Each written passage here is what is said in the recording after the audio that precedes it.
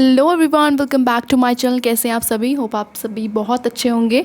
तो हम लोग रिसर्च एप्टीट्यूड जो चैप्टर है उसी में हम आगे बढ़ते जा रहे हैं और अब हम हैं 4th पार्ट में। ठीक है, इससे पहले 1st, 2nd, 3rd पार्ट मैंने करा दिए हैं। अगर आपने वो नहीं देखे हैं तो प्लीज़ उन्हें भी ज़रूर देखिए, क्योंकि वो उसमें हम लोग ने बेस बनाया था। बहुत सारे टॉपिक्स के बारे में हमने उस पर बात किया है। तो उन सभी का link 1st part, 2nd part, 3rd part का लिंक इस वीडियो के नीचे मैं डाल दूँगी। ठीक है, तो आप वहाँ से चेक कर सकते हैं और उन वीडियोस का भी आप पूरा देखें। ठीक है, इससे क्या होगा कि आपके जितने भी पार्ट्स हैं उन सबको आप कंप्लीट कर लेंगे तो आपको जो रिसर्च एप्टीट्यूड है फॉर यूजीसी नेट के लिए भी, और बाकी अगर आपका सब्जेक्ट भी रिसर्च है कुछ इस टाइप से, तो वो भी आपका कंप्लीट हो जाएगा। ठीक है, आपको ईजिली सब समझ में आ जाएगा क्योंकि सारे टॉपिक्स इसमें कवर हुए हैं। ठीक है, और ये जितना भी मैं आपको पढ़ा रही हूँ वो सब अपने नोट्स से पढ़ा रही हूँ।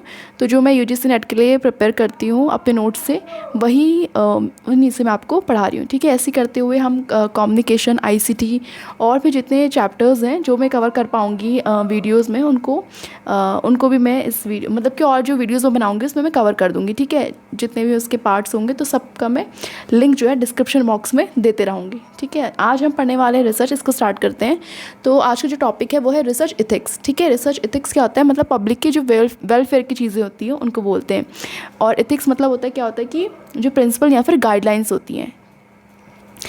क्या होता है, रिसर्च एथिक्स जो होती है दो टाइप की होती है। एक तो मोर वनरेबल होती हैं और एक लेस वनरेबल होती है। जो मोर वनरेबल होती है उस स्टेज जो मतलब कि कौन से स्टेजेस होते हैं ऐसे करके एग्जाम में, यूजीसी के नेट के एग्ज़ाम में आता है। अगर आप यूजीसी के नेट में अगर आप बैठे हैं तो आपको पता होगा कि मोर वनरेबल, लेस वनरेबल ऐसे करके बहुत सारे क्वेश्चंस आते हैं रिसर्च एथिक्स के ऊपर। तो मोर वनरेबल मतलब कौन से ऐसे प्रोसेस में कौन कौन सी प्रोसेस होती हैं, स्टेप्स होते हैं जिसमें हम लोग क्या करते हैं, जो एथिक्स हैं उसको हम वॉयलेट करते हैं। ठीक है, तो पहला तो है, अगर ज़्यादा वनरेबल है तो वो है डाटा कलेक्शन के स्टेज पे, और जब हम डाटा को एनालिसिस करते हैं, क्योंकि जहाँ पे डाटा कलेक्शन हो रहा है या सब कुछ जहाँ पे हम डाटा को मैनिपुलेट कर सकते हैं। ठीक है, वो कौन कौन से स्टेज जहाँ डाटा कलेक्शन करते हैं, एनालिसिस करते हैं, डाटा इंटरप्रिटेशन करते हैं, रिपोर्ट राइटिंग लास्ट में लिखते समय, यहाँ पे बहुत ज़्यादा हम लोग मैनिपुलेशन बहुत ज़्यादा होता है। ठीक है, तो लेस वनरेबल है जहाँ पे रिमेनिंग जो जितने भी स्टेप्स रह गए इनके अलावा मेरे सबसे स्टार्टिंग में आपको प्रोसेस कराई थी रिसर्च की। ठीक है, तो उसमें बहुत जितने भी स्टेप्स थे उनमें से बाकी जो स्टेप्स रह जाते हैं वहाँ लेस वनरेबल है। वहाँ पे मतलब जो गाइडलाइंस है या फिर जो प्रिंसिपल्स हैं उन्हें तोड़ने का ऐसा कम है, लेकिन यहाँ पे मैनिपुलेशन डाटा को बहुत ज़्यादा होता है। ठीक है, उसके बाद है being truth, avoidance of error, trustworthy, accountability, protect करना ह्यूमन पार्टिसिपेंट का, सर्व करना इंटरेस्ट ऑफ इंडिविजुअल, ग्रुप या फिर सोसाइटी को as a whole.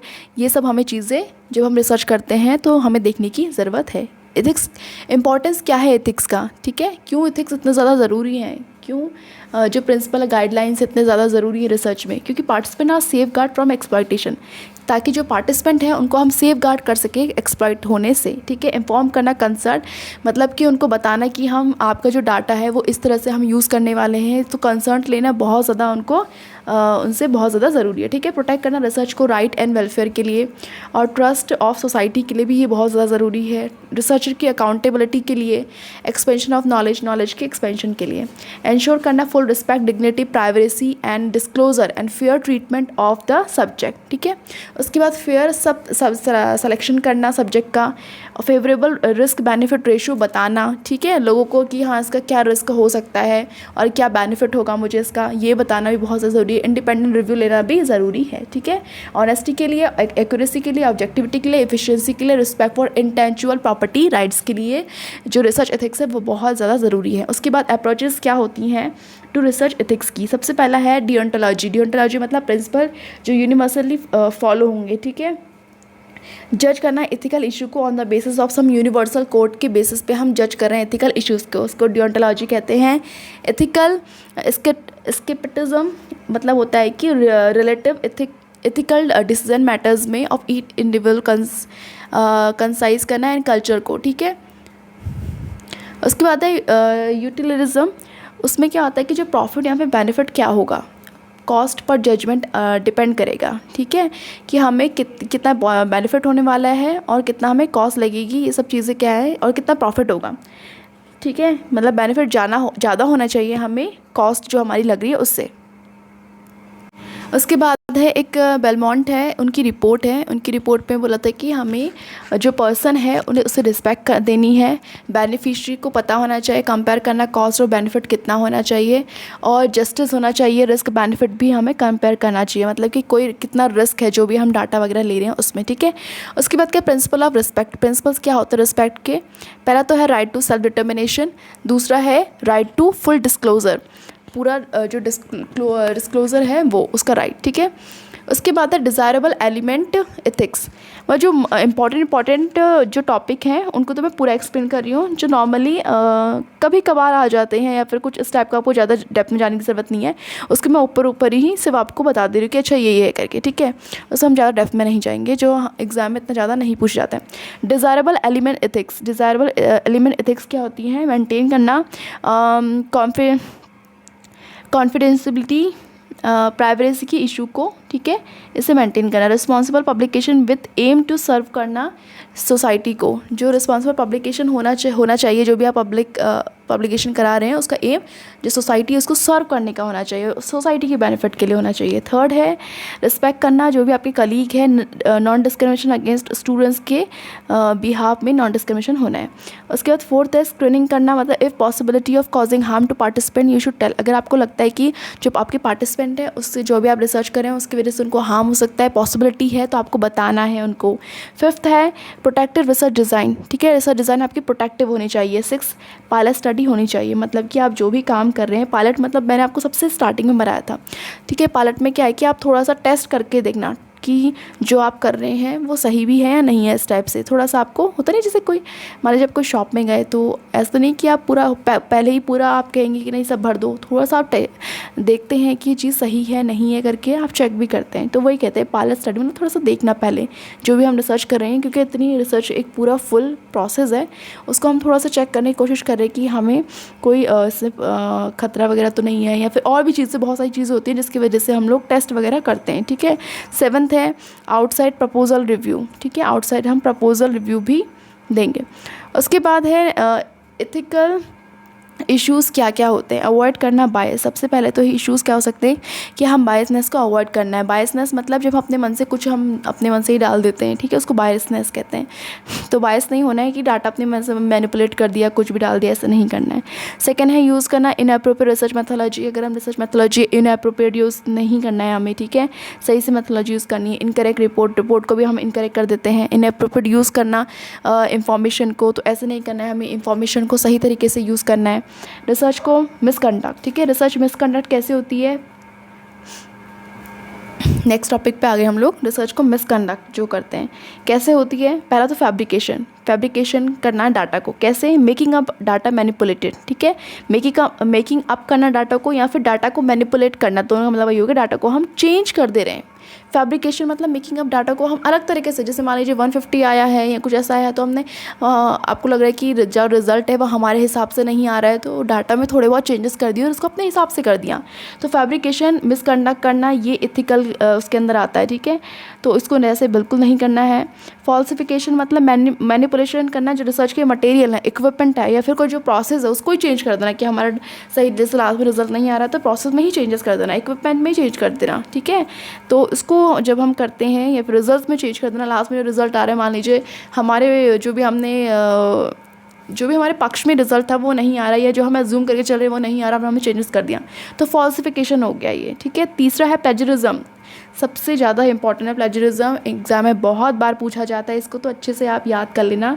Without giving reference content is use, बिना रेफरेंस कंटेंट के अगर हम यूज़ कर रहे हैं किसी का डाटा तो वो बिल्कुल गलत है। Somebody else idea, thought, theory, words, या फिर उसके अपने ही खुद के वर्ड भी अगर हम यूज़ करते हैं तो हमें क्या करना है, रेफरेंस देना है, ठीक है। मान लीजिए आपने प्लेजरिज्म का मतलब होता है जब हम किसी के कंटेंट यूज़ करते हैं, ठीक है, तो उसको रेफरेंस देना है। रेफरेंस देने का मतलब है कि उसे कोट करना है। जब हम रेफरेंसेस लिखते हैं लास्ट में तो उनका नाम जो है या उनकी जो जहाँ से भी हमने उस आर्टिकल को लिया है उसका साइट सब कुछ जो है उसको हम सही तरीके से क्या करते हैं, कोट करते हैं रेफरेंस के फॉर्म पे, ठीक है। बिब्लियोग्राफी और रेफरेंस में क्या डिफरेंस है वो मैं आपको बाद में बताऊंगी, ठीक है। बिब्लियोग्राफी में क्या होता है, अगर मान लीजिए कोई भी आर्टिकल है या कोई भी थीसिस अगर हमने उसको पढ़ा है, ठीक है, पढ़ा है, लेकिन हमने उसे अपनी जो रिसर्च में हम जो लिख रहे हैं उसमें हमने लेकिन मेंशन नहीं किया उसको, मतलब हमने पढ़ा सिर्फ हो गया, चीज़ होता नहीं कि हम लोग नॉलेज के लिए तो कितना भी पढ़ लेते हैं, इधर से भी देख लेते हैं उधर से भी देख लेते हैं, लेकिन हमने उसको अपनी रिसर्च में इंक्लूड नहीं किया होता है, ठीक है। तो हम उसको भी अगर हम लिखना चाहते हैं तो वो हम बिब्लियोग्राफी में लिखेंगे, ठीक है, जहाँ से भी और एक्स्ट्रा सोर्सेस से हमने इंफॉर्मेशन ली या फिर कोई बुक पढ़ी लेकिन हमने उसे मेंशन नहीं किया अपनी रिसर्च में।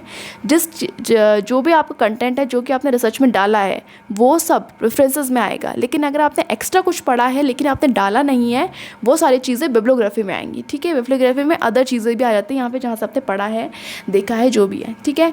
फिर उसके बाद है ऑनेस्ट एरर और difference of opinion not included. अगर ऑनेस्ट तरीके से अगर आपका एरर आ रहा है, ठीक है, हो सकता है कि ज़रूरी नहीं, एरर तो ऐसा हो सकता है कि मान लीजिए हम कुछ स्टार्टिंग से मान के चले और रिज़ल्ट लास्ट में उसके अपोजिट आ गया और नल हाइपोथेसिस हमारा रिजेक्ट हो गया, तो इस वजह से कुछ आ रहा है तो उसके लिए कोई दिक्कत नहीं है। डिफरेंट अगर हम ओपिनियन, मान किसी ने इसको पहले जो स्टडी हुई थी उसमें उसने कुछ उसका कोई और ओपिनियन था, ठीक है, लेकिन हमारा कुछ और ओपिनियन है, तो ये सब चीज़ें इसके रिसर्च मिसकंडक्ट के अंदर इंक्लूड नहीं होती हैं, ठीक है। मैं आपको बहुत आराम से समझाते हुए चल रही हूँ, और अगर आपको ऐसा लग रहा है कि वीडियो लंबी है तो इसको 1.5x पे आप स्पीड अप करके भी देख सकते हैं, ठीक है। उसके बाद है प्लेजिज्म। प्लेजिज्म क्या है, 3 टाइप के प्लेजिज्म्स होते हैं। मैंने आपको प्लेजिज्म का मतलब अभी यहाँ नीचे समझा दिया, ठीक है, अभी आगे और आएगा फिर मैं समझा दूँगी। Intra carpal, extra carpal, auto plagiarism. तो अगर आपने सेम कॉपी कर दिया, जो पहले किसी ने लिखा है उसको ही आपने सेम कॉपी करके लिख दिया तो उसको इंट्रा कॉर्पल कहते हैं। एक्स्ट्रा कॉर्पल मतलब जो आपने बुक, जर्नल, आर्टिकल यहाँ सबसे कॉपी करके है, एक्सटर्नल सोर्सेस से आपने कॉपी करके लिखा है तो उसको एक्स्ट्रा कॉर्पल कहते हैं। ऑटो प्लेजिज्म मतलब citing one's own work without acknowledgement, ठीक है, अपना आपका अगर आपका खुद का ही वर्क है अगर आप बिना एक्नॉलेजमेंट के लिखते हैं उसे तो वो भी आता है प्लेजिज्म के अंदर। Reviewer and author should not know the name of each other, ठीक है, जो रिव्यूअर होते हैं उनको नहीं पता होना चाहिए एक दूसरे का, ऑथर को नाम नहीं पता होना चाहिए। उसके बाद है रिसर्च डिज़ाइन। क्या होता है रिसर्च डिज़ाइन, मतलब प्रैक्टिकल प्रोवाइड करता है फ्रेमवर्क, ब्लूप्रिंट। ये हमें स्टार्टिंग में आपको याद है तो हमने पढ़ा था जब प्रोसेस पढ़ी थी हमने रिसर्च की, ठीक है। रिसर्च डिज़ाइन में क्या होता है, प्रैक्टिकल होता है ये, और जब हम ब्लूप्रिंट या फ्रेमवर्क प्रोवाइड करते हैं, गाइडर यहाँ पे जो आपको रिसर्चर होता है वो गाइड करता है कि किस तरह से हमें आगे रिसर्च को अपने ले जाना है। थ्योरी जो होती है वो रिसर्च प्लान होती है, जब हम प्रैक्टिकल करते हैं तो उसे रिसर्च डिज़ाइन कहते हैं, ठीक है। इसमें good planning, communication, thought of as a structure of research, ये सब चीज़ें बहुत ज़्यादा ज़रूरी होती है। Activity and time place based plan होना चाहिए कि हमें इतने से लेके इतने टाइम तक ये चीज़ कंप्लीट कर लेनी है, वरना तो चलते रहेगा कितने सालों तक ना, ठीक है। उसके बाद क्या होता है, स्पेसिफिक होना है हमें, relationship among the variables under study, कौन से वेरिएबल के हमें स्टडी करना है इस पर स्पेसिफिक होना है, इतने सारे वेरिएबल्स होते हैं, ठीक है। तो फीचर्स क्या होते हैं एक गुड डिज़ाइन के, क्यों हमें बनाना चाहिए और क्या क्या फीचर्स हो सकते हैं। एक तो रिलायबिलिटी मिलती है हमें डाटा में, लेस एक्सपेरिमेंटल एरर, इसमें एरर आने के चांसेस कम होते हैं, इंफॉर्मेशन यील्ड, ठीक है। फ्लेक्सिबिलिटी होती है, इकोनॉमिकल होता है, इसमें मिनिमम से मिनिमम वेस्टेज होती है, इसलिए हम ब्लूप्रिंट बनाने की ज़रूरत है। अगर हम जैसे मान लीजिए घर बन रहा है, ठीक है, अगर हम ब्लूप्रिंट तैयार नहीं करेंगे, नक्शा तो इसका तैयार नहीं करेंगे, कितना मटेरियल आना है, कैसे आना है, कहाँ से लाना है, कितने का पड़ेगा, किस टाइम पे लाना है, किस टाइम पे ऐसा है कि हमें प्रॉफिट होगा, और होता नहीं कभी कभार का जो होते हैं कम ज़्यादा हो जाते हैं रेट्स मार्केट में।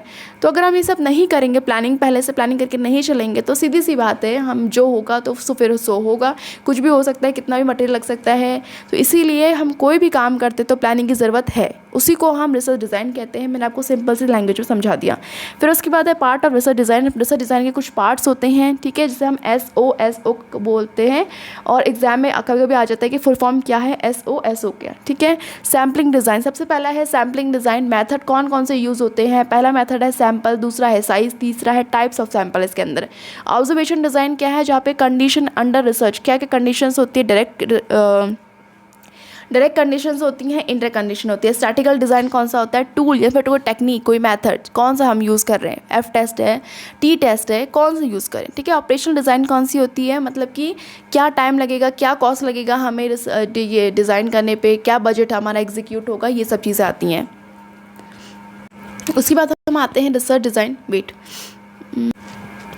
ओके तो अब हम आते हैं रिसर्च डिज़ाइन में। पहला है एक्सप्लोरेटरी, जो कि अनस्ट्रक्चर्ड एक्सप्लोरेटरी रिसर्च होता है जब हम एक्सप्लोर कर रहे हैं। सबसे स्टार्टिंग में जब हम एक्सप्लोर कर रहे हैं तो सब कुछ अनस्ट्रक्चर्ड, जब आप शुरू में कोई भी काम करते हैं वो अनस्ट्रक्चर्ड होता है। क्या आपको पता होता है क्या हमें कैसे करना है, क्या करना नहीं, सीधी सी बात है, अनस्ट्रक्चर्ड। ठीक है, फिर डिस्क्रिप्टिव जो रिसर्च होती है वो स्ट्रक्चर्ड होती है। ठीक है, कॉजल एक्सपेरिमेंटल क्या है, स्ट्रक्चर्ड है। जो चीज़ स्ट्रक्चर्ड है ना वो क्वांटिटिव है, जो अनस्ट्रक्चर्ड है वो क्वालिटेटिव है। ठीक है, हमने पहले पढ़ा था ना, याद होगा आपको।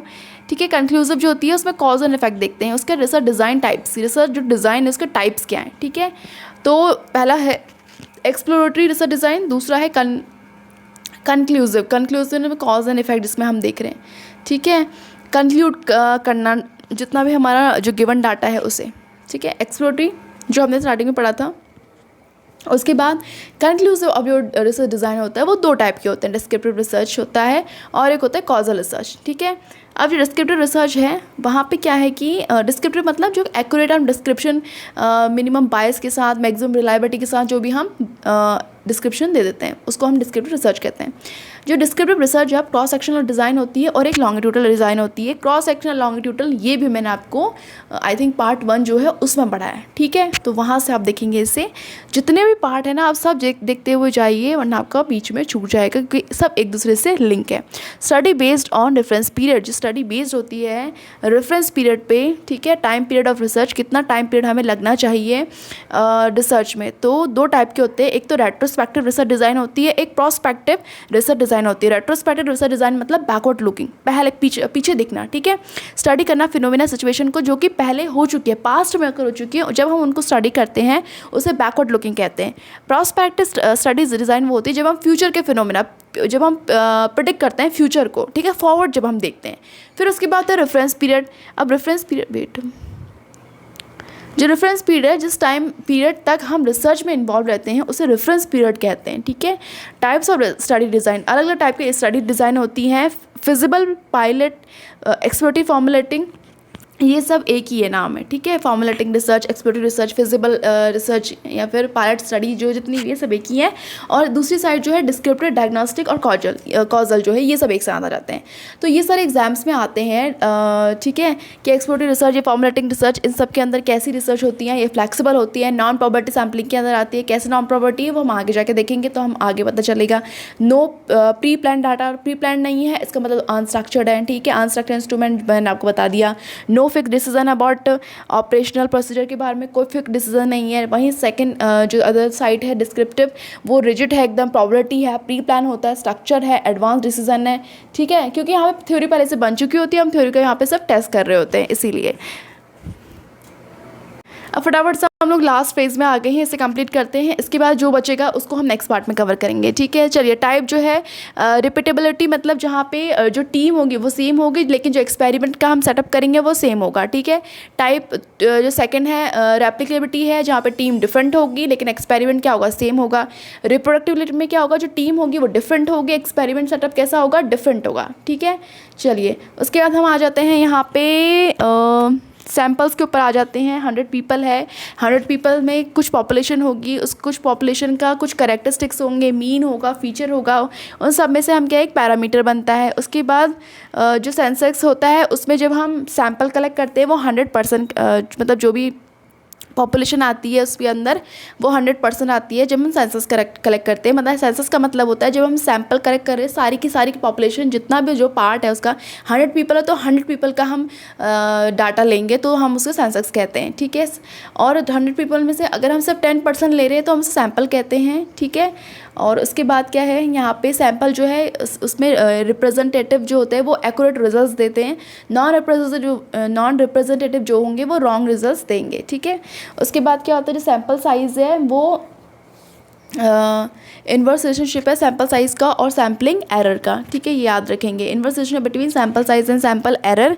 पॉपुलेशन जो पैरामीटर होते हैं उसे हम सैंपल कहते हैं।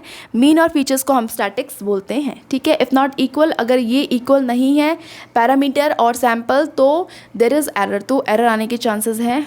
ठीक है, उसके बाद कॉजल और जनरलाइज का मतलब होता है जब हम रैंडम असाइनमेंट करते हैं, रैंडम सैम्पलिंग करते हैं, जनरलाइजेबिलिटी करते हैं, कॉजल करते हैं, ठीक है। उसका सैम्पलिंग फ्रेम क्या होता है, जब हम एक्सेस करते हैं स्पेसिफिक लिस्ट को, एक लिस्ट है, फ्रेम का मतलब है जो स्पेसिफिक लिस्ट है उसको हम एक्सेस करते हैं। एक्सेसिबल पॉपुलेशन कर सकते हैं, मतलब जितना potential source of sample unit है, जैसे मान लीजिए 100 लोग हैं, 100 लोग में से 10 लोग वहाँ नहीं रहते हैं और हमने जो हमारा मतलब हमने सैंपल लिया है वो 100 हमने ये स्टार्टिंग में डिसाइड किया कि हम 100 लोगों का सैंपल लेंगे, लेकिन 10 लोग तो है ही नहीं वहाँ पे। तो सीधी सी बात है कि 90 लोग का हम सैंपल लेंगे, तो potential source of sample unit का क्या है 90। सैम्पलिंग फ्रेम क्या होगा हमारा 90, मतलब हम एक्सेस कितना स्पेसिफिक लिस्ट तक कर पाए, सिर्फ 90 तक, क्योंकि 10 लोग तो वहाँ रहते ही नहीं थे, ठीक है। ये है small sample, large sample. Small sample होता है जिसका सैंपल साइज 30 या फिर लेस देन 30 होता है। Sample can not be estimated population parameter, जहाँ पे सैंपल जो है वो एस्टिमेट नहीं करते पॉपुलेशन पैरामीटर को, T test, F test etcetera, ये सब आते हैं, ठीक है। उसके बाद लार्ज सैंपल जहाँ ग्रेटर होता है, ग्रेटर देन 30 से ऊपर जो सैंपल हम लेते हैं। Statics obtain from sample can be estimated, जो स्टैटिक्स है हम इसमें जिसमें जो भी होगा सैंपल में से स्टैटिक्स को हम ऑब्टेन कर सकते हैं। नॉर्मल डिस्ट्रीब्यूशन भी इसका एग्जाम्पल है, ठीक है। तो हमने अभी इसमें सिर्फ ये कंप्लीट किया है, 4th हमारा ये पार्ट हो चुका है।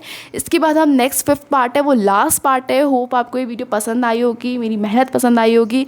पसंद आई तो लाइक कर सकते हैं, हमारे चैनल को सब्सक्राइब कर सकते हैं ऐसी और वीडियोज़ देखने के लिए। मेरे से जितना भी पॉसिबल होगा मैं UGC नेट के जितने भी मेरे पास यूनिट्स के पूरे के पूरे नोट्स हैं, मैं सारे के सारे इस यूट्यूब चैनल में डालने वाली हूँ, ठीक है। और ऑल द बेस्ट, अगर आपका भी एग्ज़ाम है UGC नेट का तो आपका भी बहुत अच्छा हो, मैं सबको ऑल द बेस्ट कहूँगी। इन सारे थ्योरीज़ को पढ़ने के बाद आप जो मॉक टेस्ट पेपर हैं, ठीक है, जो भी previous year mock test paper आए हैं इन सबको पढ़िए, 2-3 बार पढ़िए, अच्छे से समझ में आएगा आपको। अपने नोट्स बनाइए और मॉक टेस्ट भी उसके साथ साथ दीजिए, ठीक है। जितने मॉक टेस्ट दे सकते हैं उतने दीजिए, DI की प्रैक्टिस कीजिए और नंबर सीरीज़ की प्रैक्टिस कीजिए, और जो आपको लगता है कि एग्ज़ाम में बार बार पूछा जा रहा है उनको करिए, ठीक है। और जो पार्ट जैसे क्या होता है कि चेंजेस आते हैं उसमें एनवायरनमेंट में, और जो मतलब हमारे बस में नहीं होता ना उसको ज़्यादा उसके पीछे भागना नहीं चाहिए, सीधी सी बात है। जो हमारे बस में है, रिसर्च है, टीचिंग एप्टीट्यूड है, ICT है, कम्युनिकेशन है, जो फिक्स्ड है, जो कि आता ही आता है एग्ज़ाम में, उन पर ज़्यादा ध्यान दीजिए। Thank you.